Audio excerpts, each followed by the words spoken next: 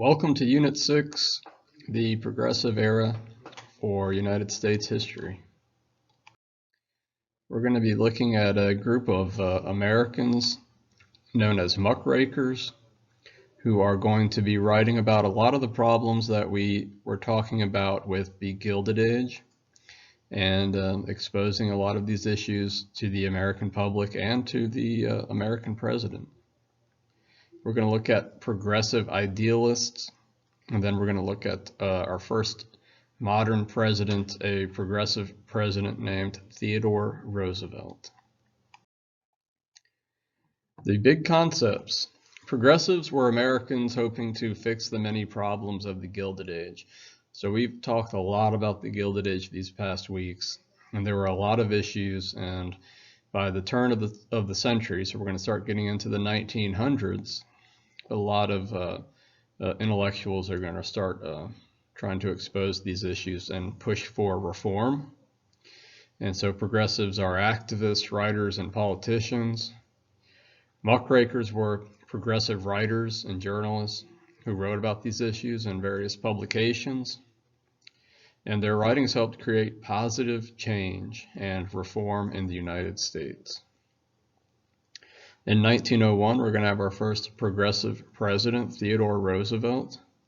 And for the first, one of the first times, Roosevelt's going to pass laws to protect the American consumer. And he's going to use the antitrust laws we covered last week in Unit 5 to go after big business and to break up some powerful trusts and monopolies. All right, let's start the vocab. Of course, the first important vocab term for you with the progressive age is muckraker. This term was coined by President Roosevelt. They were the journalists who kind of drug up all the issues and exposed these societal issues to the American public.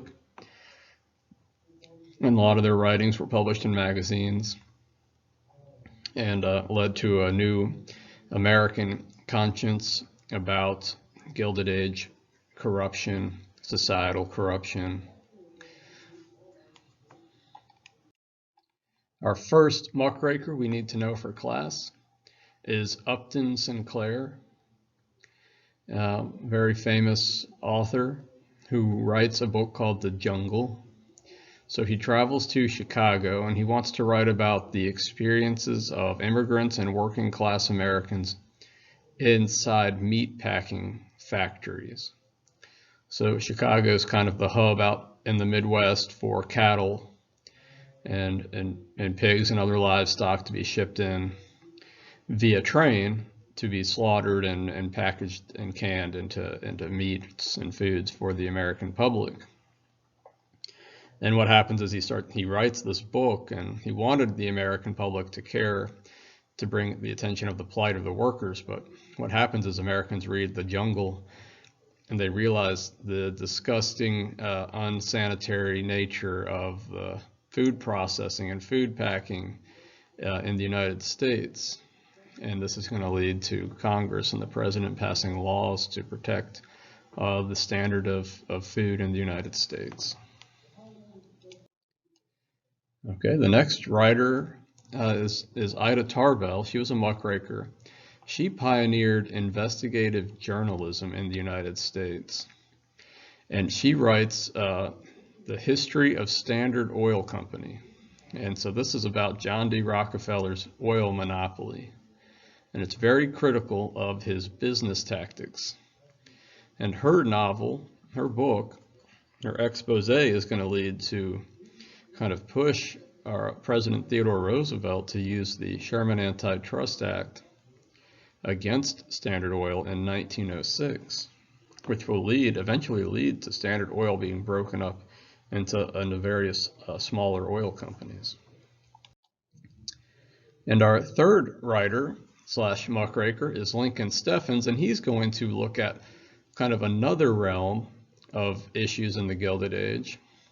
He's going to look at those political machines, those party boss systems that we talked about several units ago when we talked about Boss Tweed and political corruption in major American cities. And he writes a series of articles to get turned into a book called Shame of the Cities. And the shame of American cities, Lincoln Steffens argues, is this party boss system. And he's going to attack and expose these political machines in the United States. So we had Lincoln Steffens talking about party bosses, Ida Tarbell exposing the ruthless tactics of big business, and we had Upton Sinclair writing about the plight of the working class. So those were some of the core problems of the Gilded Age that these writers are discussing and exposing, which will lead us into a new time, a new age called the Progressive Age. It's where America is going to start making progress out of this corrupt time period. We're going to have a governor, one of the first progressive governors, Robert La Follette, and he comes up with the Wisconsin idea. That's where he was the governor of. And he's going to give voters in his state more power. He's going to help workers, and he's going to regulate big business. And he's going to push for something called a direct primary, where voters get to pick the candidates who are going to run for office. And these were a lot of the ideas that the populists wanted when we covered William Jennings Bryan. They wanted the average American to have more political say and to be helped by the government, and they wanted big business and especially railroads to be regulated. So he's going to kind of push this agenda into the national spotlight. And then the most important progressive that we will get in our class is President Theodore Roosevelt. He's our first modern president. So what does that mean? He's going to be a very active president. He's going to use the executive branch in an active way to fix a lot of these issues in American society. And he becomes president when President McKinley is assassinated in Buffalo, New York. In 1901, he's shot and killed by an anarchist, and Theodore Roosevelt's the vice president, and he ascends to the presidency. And he's going to use the platform to push for a lot of progressive reforms in the United States. Theodore Roosevelt promises the American public a square deal, a fair deal. He wanted Americans to be treated fairly. He didn't want corporations mistreating the working class, and he wanted Americans to have a better standard of living. So he calls it his square deal for the American people. So he's going to use those antitrust laws that were in the previous unit, especially the Sherman Antitrust Act, to go after powerful businesses. And he's going to focus on bad trusts. These are trusts that he feels are harming the American consumer, the American public. And one of the big trust-busting cases is he goes after that wealthy investor and banker J.P. Morgan, who had been buying up railroad companies, and he'd built a large railroad trust, a large collection of railroad companies. He kind of had control over a lot of rail transportation in the United States, and Theodore Roosevelt's going to go after J.P. Morgan with some of these new laws that have been passed. So that earns Roosevelt the name Trust Buster. Theodore Roosevelt's going to read Upton Sinclair's The Jungle. Congress is going to push for food labels. Americans deserve to know what's in their food, the ingredients. So it's called the Pure Food and Drug Act, because a lot of foods and drugs that Americans were taking didn't have labels or ingredients listed. So there was a lot of harm being done to Americans. And there's going to be a new government agency, the Food and Drug Administration, is going to be in charge of making sure the food and drugs that the Americans consume are safe. The FDA. And he's also going to pass the Meat Inspection Act. This is going to put federal meat inspectors into these food processing plants, into these slaughterhouses, to make sure that Americans aren't eating, unhealthy, sickly animals or rotten meat. And this will make Americans feel more confident in the food that they are eating.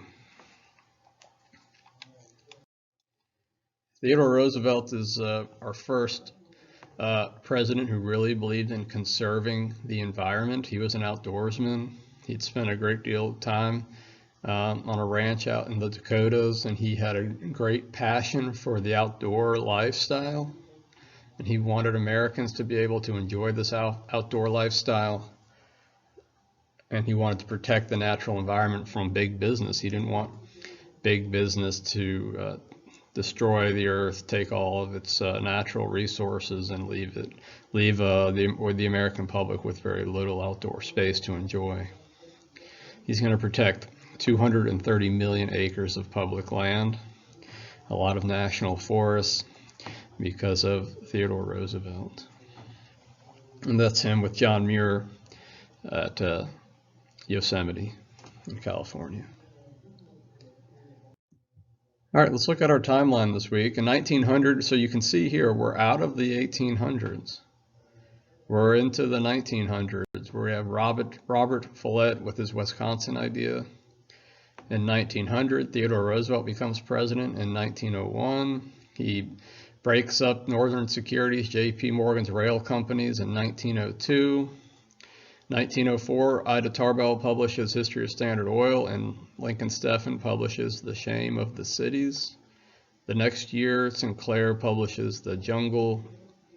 And in 1906, the Pure Food and Drug Act is passed, the Meat Inspection Act is passed, and the Sherman Antitrust Act is going to be used against Standard Oil. So that's our timeline for this week. So we're seeing a lot of changes in American society. We're still industrializing, we're still urbanizing. Remember, we still have a flood of immigrants coming into the United States. There's still a lot of assimilation occurring. But let's look at our change for this week. We have progressivism. So we have the end of the Gilded Age system. We have reform, we have regulation, we have social reform, we have government action. So this is the end of laissez-faire policies. The government's going to be active. It's not going to be hands-off. It's going to be hands-on, a very active, hands-on government that's going to be trying to correct a lot of the issues that were caused by Gilded Age political beliefs. And that's the end of Unit 6.